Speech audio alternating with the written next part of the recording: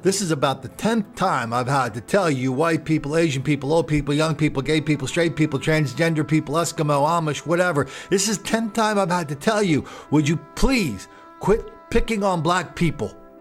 Quit stealing from them, quit threatening them, quit robbing them, quit assaulting them, quit killing them.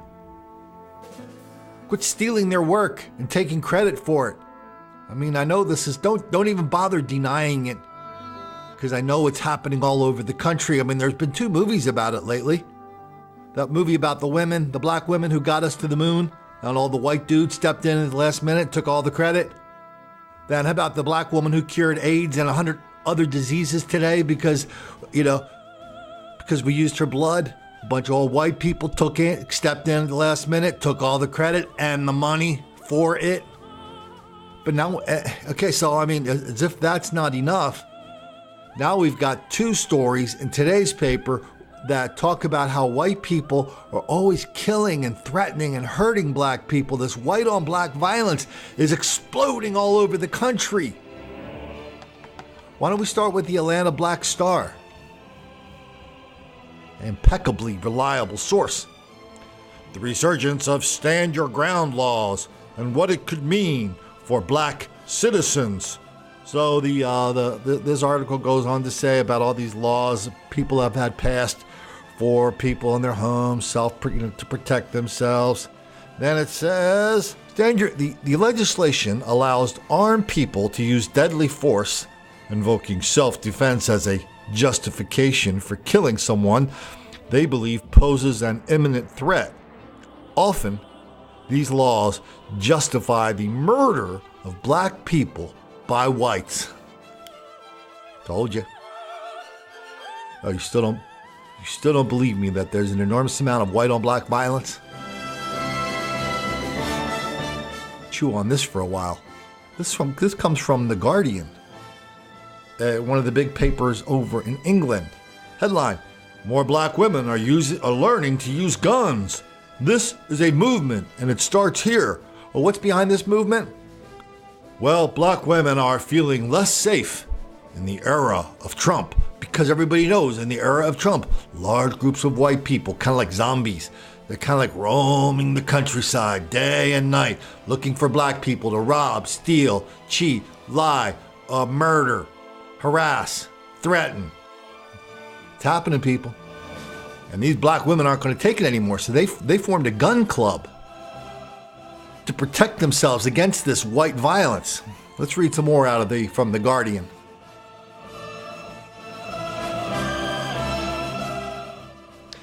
Blah, blah, blah, blah, blah. This is one of the people who started the class. Quote, with the political climate being as unstable as it is, black women can be the target. Wow. Then another woman said, yeah, in the last year, I've had all these white people go around calling me dropping the N-bomb on me. Damn it. She just doesn't have any videos of any of this stuff. Hey, I feel you, sister. I mean, I've been going out with that, for a long time. Angelina Jolie has been desperately in love with me. I tell people this, they don't believe me. Matter of fact, she's standing behind this camera right now. Aren't you, Angelina? Aren't you, Angelina? Was she shy? But people don't believe me when I say that. They want proof. The hell with your proof. Let's get back to this article.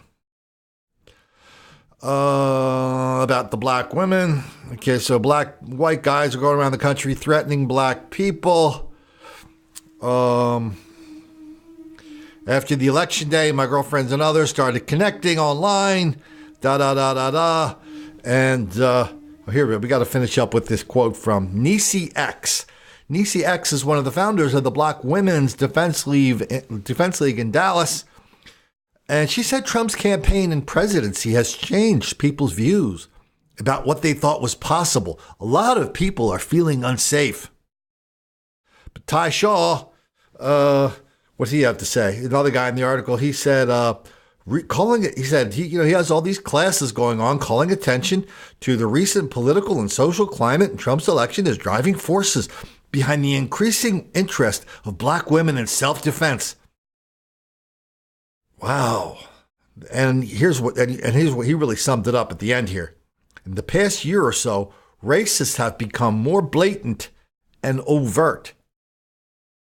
Like, doesn't that kind of conflict with what Hillary says? Hillary says that it's all covert and hidden and it's all mind things. So I don't know. I don't know what the truth is, but here's what I do know. As much evidence as these guys have, they're just not showing it to us. I mean, of all the millions and millions of white people that are attacking and bothering black people and harassing them, I mean, not one, they didn't give us one example in either one of these articles, except for Michael Brown. And, even the Washington Post figured out that was a hoax. It's weird. The Washington Post did a story last year saying the hands up, don't shoot was the biggest hoax of the year. The Michael Brown hands up, don't shoot. Then 3 months later, they're doing a story. They do these stories once in a while. They'll go to Howard or they'll go to a black university and they do a story about black people doing something. And the attitude is always at the Washington Post, wow, look at this. These black people are, they can read and write. Who the hell knew? I mean, that's the attitude of the Washington Post. But they did this one story involving a guy who did an art exhibit involving hands up, don't shoot. They could not praise this guy highly enough for hands up, don't shoot 3 months after they said it was a hoax. That's how crazy it is. I'm going to tell you something else that's crazy. For all of the stories we just saw about how white people are harassing and killing and threatening and something black people, and of course it's all Donald Trump's fault. We don't have any evidence of that, but we do have evidence of the opposite. We have tons and tons of evidence that black people are really the predators, that everything we just heard was the greatest lie of our generation, the myth of black victimization. Because despite all these little fairy tales, every day we see stories of white on black murder, violence, harassment, robbery. Why don't we look? We've done a lot of these in the last couple of weeks, but why don't we do stuff that's been in the news just the last couple of days, starting with the death of a young lady, the hands of a black man. So investigating the death of an Evansville woman found dead in Tennessee. 20-year-old Allison Tenbarge is the daughter of Vanderburgh County Sheriff Lieutenant Kenneth Tenbarge. Police found her Wednesday morning after being called to do a welfare check at apartments near Clarksville. Kimberly Davis reports on the latest. So I had wondered, did somebody get hurt? Police began searching for 21-year-old Quentin Bird and asked for the help of Kentucky State Police. Officers in Kentucky noticed a mobile home had been broken into at the Rocky Ridge RV Park, and they found Bird hiding inside. Now Bird is on his way back to Clarksville to explain to police what happened. Norman police released 911 calls made just seconds after an OU student was killed at an off-campus apartment. Yeah, in the midst of the chaos, witnesses describe the suspects that police now have in custody. News 9's Lisa Monahan is live on the story with new developments in the murder investigation. Lisa? Well, 4 suspects were booked in here at the Cleveland County Jail, and Norman police say 2 adults and 2 teenagers have been connected to that deadly shooting that left so many at the scene feeling helpless. My friend has just been shot. I need an ambulance now. Friends and even strangers were scrambling for help. We need a paramedic right now. Within seconds of the gunshots that took down Nathaniel Ewing. Are you okay? Okay, how old is the person that's been shot? They told dispatchers Ewing was shot in the stomach but remained conscious in the parking lot of the Willowbrook Apartments. Are you with the victim? Yes, I am. The dispatcher no more than asked the caller to monitor Ewing's pulse when the suspects apparently tried to double back to the scene. It's here. It's here. What's there, sir? What do you see?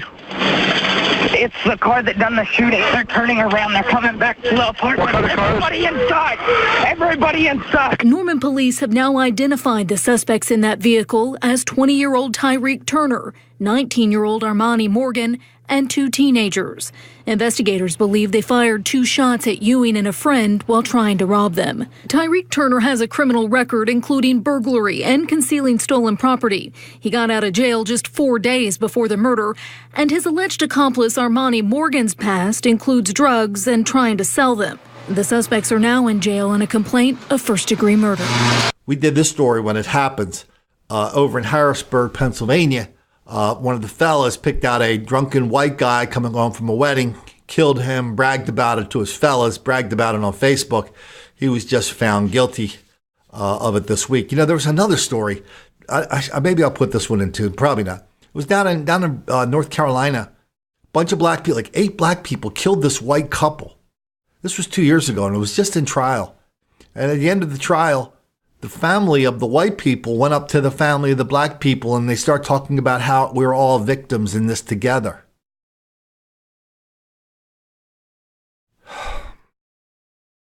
That's insane. Of course, we've already done stories about this guy in Fresno who was going around looking to kill white people because, well, you know, white people are always killing black people for no reason whatsoever, so he thought he would do a little bit of payback. And how about that story over in Miami? This happened just 2 days ago. 2 little old white ladies, 186, 161, walking around a track. Black person comes up, attacks them, kills one with his hands and with his feet, seriously injures the other. Do white people do that too? Do they? I think this one comes out of Houston. Group of black people cruising around town, shooting up little, robbing, shooting, stealing, threatening. Miracle they didn't shoot, they didn't kill anybody. I think one of them got killed themselves. Group of suspected serial robbers off the streets tonight after a shootout at a fast food restaurant on the northwest side. A 16-year-old suspect was killed, 2 others were hurt, and a 4th was arrested. Authorities believe the crew was responsible for at least, get this, 10 armed robberies in the 1960 area. Eyewitness News reporter Maya Shea live now with what she has learned about these crimes. Maya? Well, believe it or not, the Jack in the Box already back open. They haven't replaced the windows yet, but that's not stopping the restaurant from conducting business. All good news, they say. And also good news, we talked to a woman who was the victim of one of the robberies, and she said, man, she is relieved that people are behind bars. The 4 young men who allegedly tried to rob this Jack in the Box were finally cornered by law enforcement Monday night. And this time, police say the teens fired at officers. They fired back.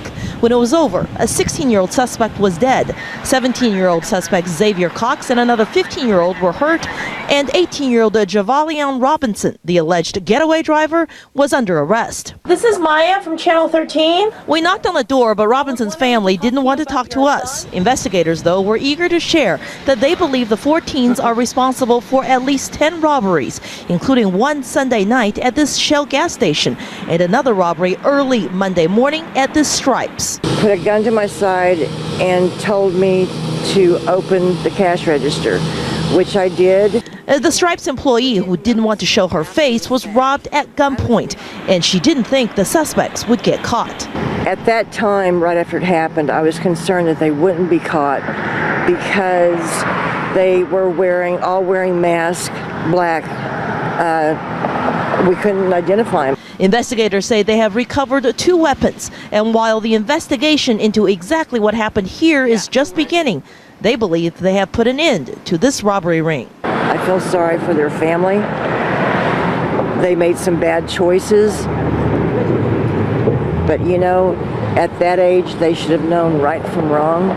Anna, little old white lady was in her house with her family, hears something in the garage, takes a gun out there. That probably saved her life. She took a gun out there, little old white lady, and told the guy to get the hell out of there. He decided she wasn't serious. She wouldn't shoot him because everybody knows white people are soft. She shot him. And what about down in Miami? Let's stay down in Miami for a minute. What about this story? Do know Miami-Dade police initially took 5 people into custody. In the end, 4 would face criminal charges. Let's take you inside the courtroom so you can see the only adult of the group. His name, Charles Flowers Jr., 27 years old, charged with 3rd-degree grand theft and fleeing and eluding a police officer. He has been ordered held on $10,000 bond. Also in court, we know there were 2 14-year-old boys and a 12-year-old boy also facing charges in connection with all of this. They were in juvenile court today, and of course, we are not identifying children younger than 16 who have not been charged as adults. Those 3 children will be held in secure detention. Now, all of this, according to Miami-Dade police, started after the suspects allegedly crashed into the side of a building at Miami MacArthur South Senior High School in Naranja. This after they allegedly snatched purses from 2 women in southwest Miami-Dade. The first robbery was reported by a 60-year-old woman at a bus stop on Southwest 200th Street and US 1. Police say the suspects then drove to Southland Mall, where they snatched a purse from a 94-year-old woman in a parking lot. Here's what one of those victims had to say about how she fought back. Well, you can't let them overpower you, and you've got to stand up for yourself, don't you? Mm-hmm. And as I say, I fought him back. He tried to grab the purse, and I turned and grabbed it back from him, and then he took it the second time, and that's when I got bruised all up here, you know, on my tooth and my face and my hand. So, charged in connection with the death of an Horry County taxi cab driver appeared today in court. Authorities charged Lloyd Portelli III with accessory after the fact to felony murder. He's 18 from Conway. Conway police say David John Bennett was found shot to death Monday morning inside his taxi on Dillon Street. Bennett was 54 from Conway. The judge gave Portelli a $75,000 bond. He's also required to wear a GPS monitoring device, and we just learned he's already out on bond. News 13's Taylor Herlong was inside the courtroom when the judge granted the bond this morning. After the hearing, David Bennett's family spoke exclusively with Taylor. Taylor? The family was very emotional after that decision from the judge was handed down. They call the murder of their father, David Bennett, senseless, and they say they're still in complete shock. I can't believe I'm here right now doing this. Like, it hits me, it comes and goes. I don't know how I'm going to do this now. Through tears, the children of David Bennett told me the last few days have been nothing short of a nightmare. I just want my daddy back. That's what I want. My sister came from New Hampshire. She hasn't seen him in 6 years, and she saw him for the first time. It's cold. Early Monday morning, their father was found shot to death in his taxi cab near Dillon Street in Conway. It's not okay for anybody to do this to anybody, and to think that I just buried my best friend a year ago. To think that I had to be there for her family, and now I just don't know what to do for mine. Conway police arrested 18-year-old Lloyd Edward Portelli for accessory after the fact to felony murder. And Wednesday, he was granted a $75,000 bond. I don't have hate. I don't have a bit of hate in my body. And a lot of people probably think I'm crazy for saying that, but I don't even hate the people, I want to say, that took my father's life. Bennett's children say now they're left to bury their father, and because of that, they have one message. Don't take your family for granted. Just tell your parents you love them every day. Make sure that you tell them, and never underestimate your parents. Now the 3 say they wait for justice, and until then, they won't have closure. We would do anything to have our daddy back. Woman is in jail tonight, accused of pepper spraying an Uber driver and then stealing her wallet. Delray Beach police say Letitia Durham and another woman made a request for an Uber ride earlier this month. Police say when the driver dropped them off, Durham pepper sprayed the driver, temporarily blinding her. They say the women then grabbed the driver's wallet and ran. Police say Durham was out on bond on another robbery charge with a weapons charge as well when the attack on that Uber driver occurred.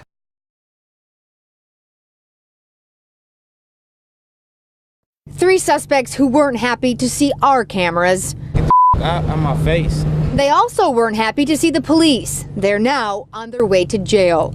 Deputies with Fort Bend County and members of the Houston Police Department's Northeast Tactical Unit caught these guys jugging. They followed an unsuspecting customer from this Bank of America on Highway 6, then broke into the car and stole the money. You can still see the glass all over the ground. We've seen a rise in Fort Bend County in juggings. Sources tell Channel 2 it's an epidemic in other parts of Houston. Now these criminals are coming into the suburbs and targeting people too. Police want customers to be warned. They suggest doing your banking online or be extra alert when going inside to get cash. It's really scary. I don't think I could deal with that here. now that that's happening in my area where I live, that I'm just going to be aware and like bring somebody with me and not be by myself. Let these people know that, hey, stay out of Fort Bend County. Hopefully they'll, get a well-deserved sentence here in Fort Bend County. And hopefully we can put a stop to this. And let's head up to Des Moines, Iowa. Des Moines to me is the canary in the coal mine. We just did a story the other day about a bunch of black people beat the hell out of this lovely white lady on a bus in Des Moines. Wasn't the first time we've ever been to Des Moines, but I'm always surprised when we do stories out of Des Moines. But a couple of years ago, people in Des Moines kind of stopped being surprised at things like Beat Whitey Night, at things like the father of 6 who was beaten and killed by a group of 20 black people.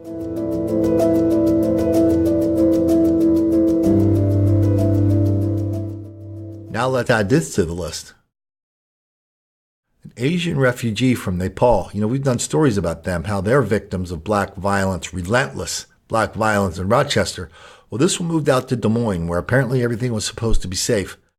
He and his wife were both working 2 jobs, so they could afford to send their kids to private Catholic schools. He's sitting in his car, 4 black people come up and kill him. This is Des Moines, Iowa. Is that I was walking up to East Jefferson Sunoco and got fucking blasted right in my eye. I don't know if you could see the fucking swelling right here and under my eyelid, but it happens. A black dude came up to me and fucking punched me without question, and that was it. Why don't we close up with this, we'll talk over this video of this black guy robbing a taxi driver. Now, the video we just saw, that white guy getting attacked, talking about how he was attacked by a black person in Detroit. He talked about it for a little bit, then he spent most of the video apologizing for not being a racist, apologizing for being pissed off. And he was apologizing, oh yeah, some of these people are calling me cracker, some of these people are saying this, some of these people are saying that. So he had to go around, he felt like he had to apologize for not liking it when he got attacked. We don't play those silly games on this channel. We don't apologize for BS we didn't do. I don't want you guys to apologize for it either.